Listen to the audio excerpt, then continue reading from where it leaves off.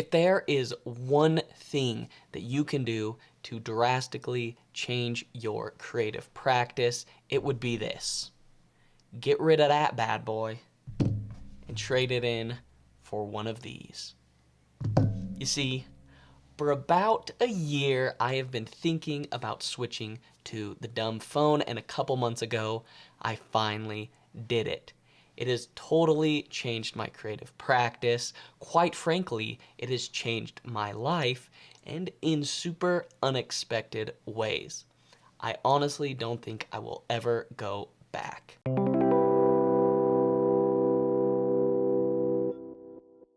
What is up? I'm Harbor from Extra Credit Design Club, and today I want to talk about why a dumb phone is a smart move for creative people. Now, before I jump into the changes that I've seen in my life, I think it's important to give a little bit of context, background, explain why I made the switch, and perhaps give you a new perspective on how you might be using your phone. Let me hit you with a little metaphor. Imagine, if you will, a spatula. It's good for flipping eggs, but it could be better, right? You could, on your spatula, give it a heat sensor so you know that your eggs are cooked at the right temperature. You might be able to even give it a little baby camera that can see the egg and know when it's time to flip that egg, and that could be better. And while we're at it, we might as well throw on a speaker, because it's fun to listen to music while you're cooking, right? And since it has a speaker on it, it plays music. You might want to bring it with you in the car and listen to music in your car. So we gotta make it attached to your car with a little Bluetooth, am I right? And at this point, because you're using your spatula in your car, we might as well give it a feature where we can use some maps. So we're gonna have to throw a screen and maps, and now, boom, you can know where you're going. That's the best spatula in the world. But let's be honest, it can be better, because we all know that driving is stressful. Maybe we gonna throw a vape pen on that spatula, a little hit of nicotine, calm your nerves, everything is cool now, except you're addicted to your spatula. But now that you're addicted to your spatula, we might as well throw on a couple games on there, because you're gonna have it with you in boring situations, waiting in line. We might as well throw on some social media in there, because you're always gonna have your spatula with you. Next thing you know, you're gonna be sleeping with your spatula next to your bedside table. It's gonna be the first thing you look at when you wake up in the morning, and you are always going to be carrying the world's best spatula in your pocket. Now, I know this may seem like a ridiculous metaphor, but it's not that far from the truth.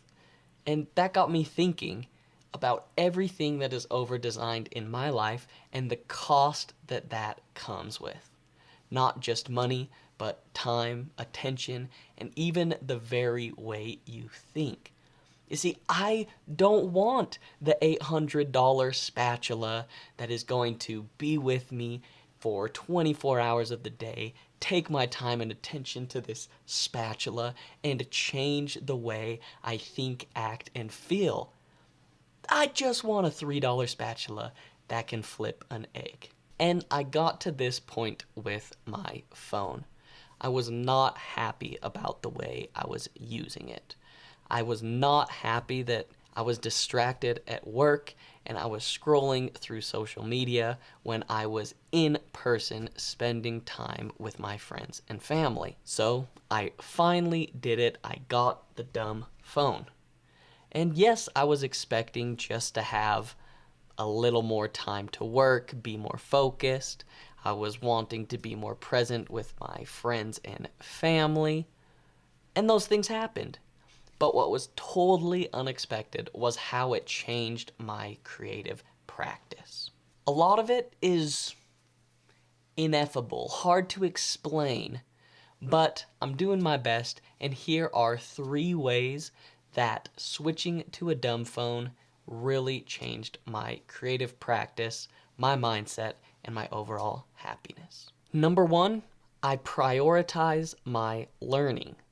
As human beings, we have an insatiable desire to learn, whether you know it or not. That's probably why we are so addicted to these smartphones, because we can get information so quickly, so much information, and that really does something for us. I'm not gonna lie. It feels good to learn new things. And until I ditched my smartphone and did not have constant access to the internet, I didn't realize how many questions I was asking myself throughout the day. But once I wasn't able to immediately find the answer to essentially any question, I started to notice my questions much more. They started to stick out to me. Also, the importance of the questions I was asking was made obvious once I didn't have instant access to the answers. Just as an example, I would be watching a TV show and wonder, oh, what else is that actor in? And I couldn't look it up right away, and I would forget about it later in the day. I wouldn't even waste my time. But other questions just didn't go away. Because I didn't have instant access to the answers, but I wanted the answers, my mind would just churn and think on them. And that was a very unexpected thing. Without having instant answers to every question, it becomes more obvious which questions are important and which are not.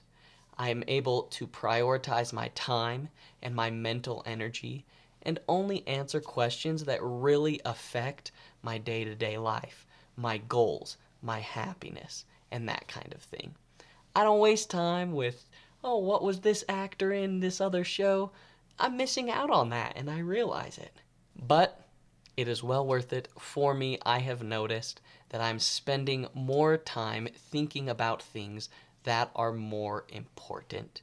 And the things that aren't important just fall by the wayside. Number 2 unexpected change from ditching a smartphone is that creative problem solving is now my automatic default. As I said before, when I had a smartphone, constant access to the internet, I was able to ask a question and draw a straight line to the answer.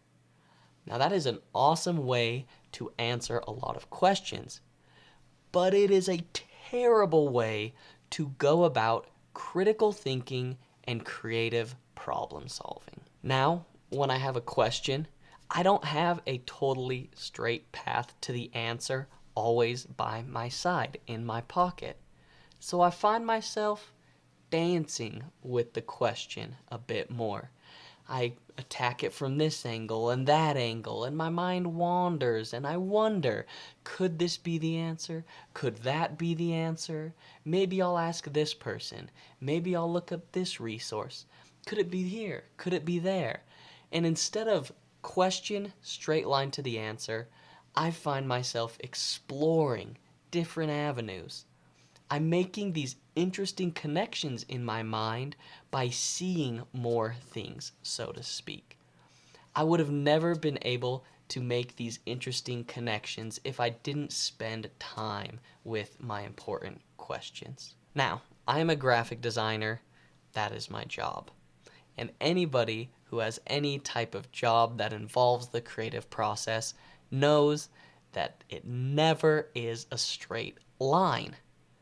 It's always question, who knows, I don't, chaos, and finally an answer is arrived at. That is the nature of creativity, critical thinking, and creative practices. So, now that I don't have constant access to answers to every question in my life, by default, I find myself participating in creative practice, a critical mindset much more often.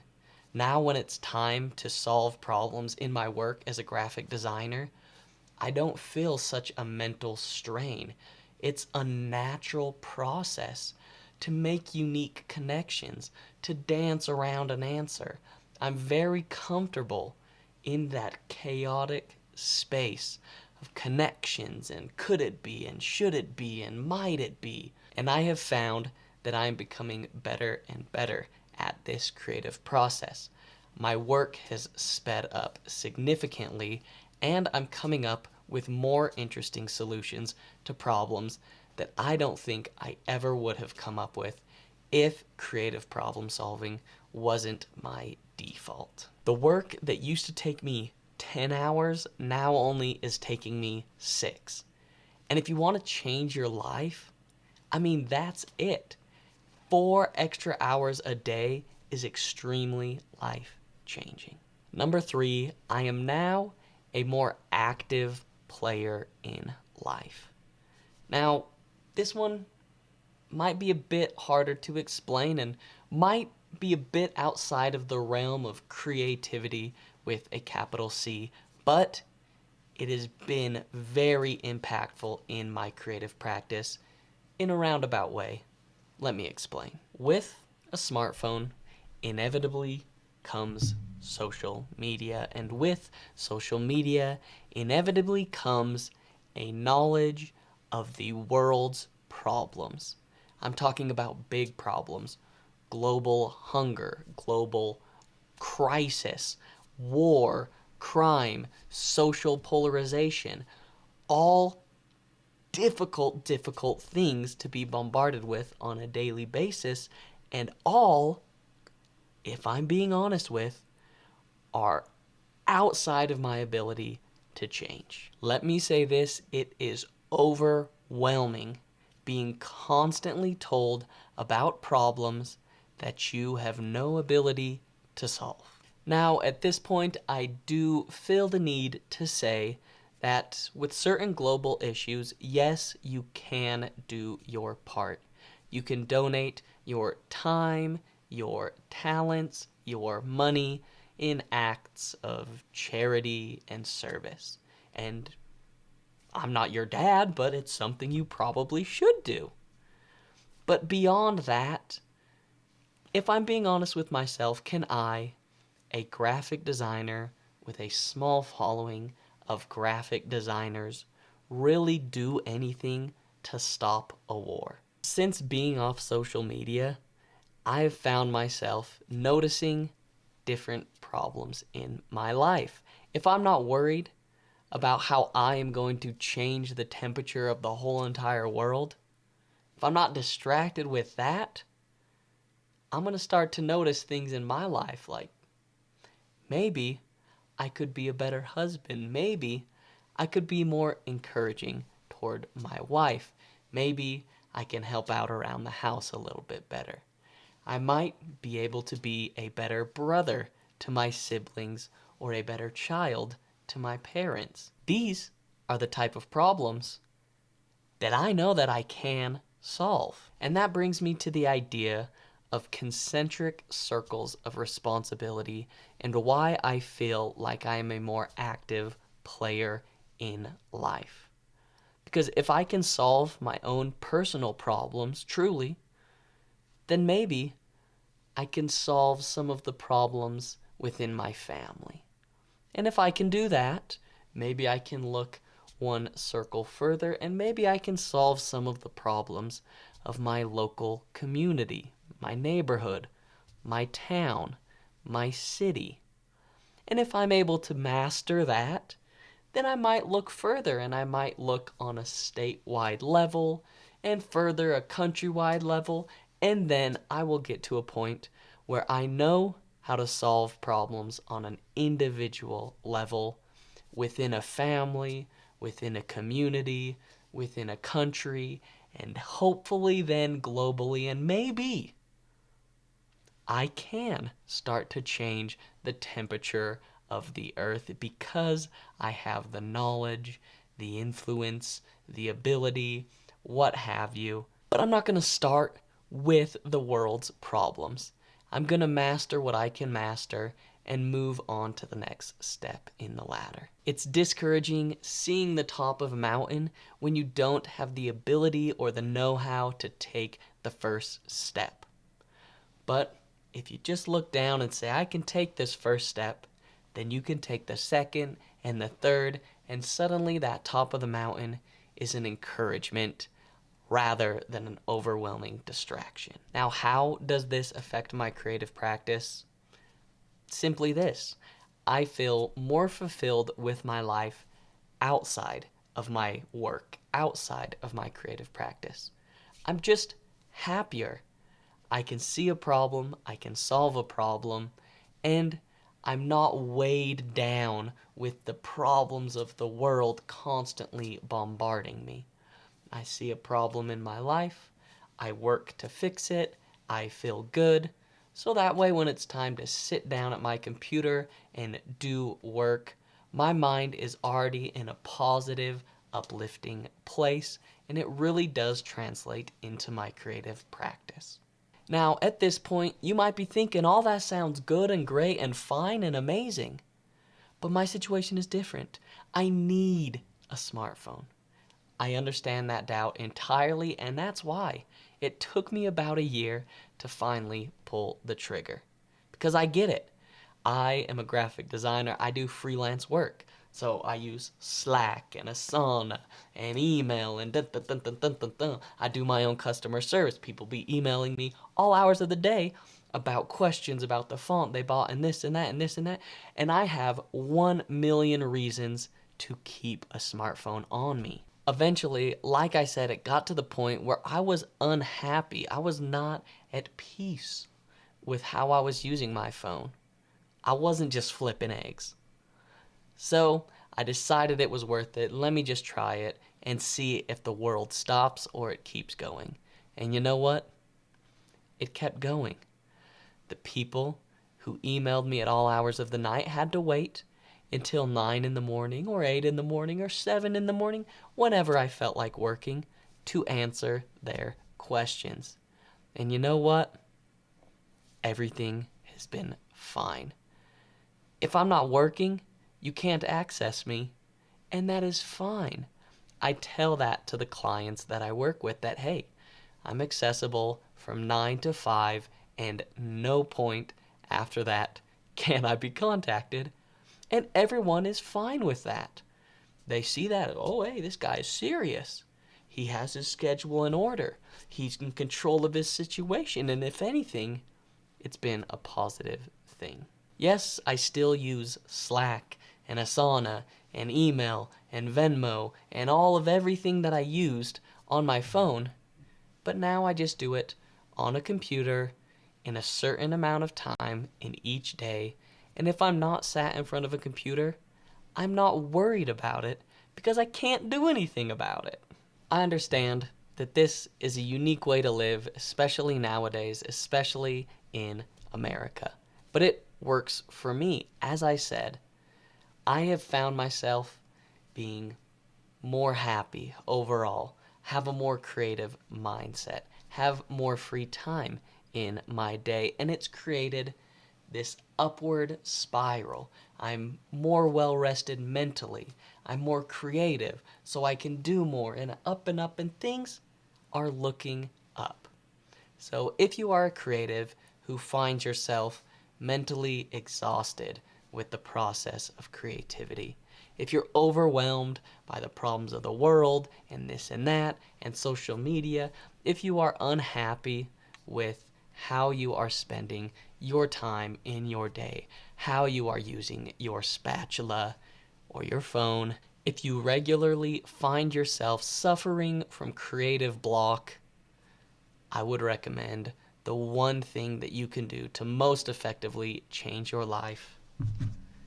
Ditch that smartphone, you don't need that bad boy, and get that dumb phone. Get your priorities straight. Stop carrying around a spatula in your pocket. You're looking ridiculous. As always, I'm Harbor Bickmore with Extra Credit Design Club, and I'll catch you in the next.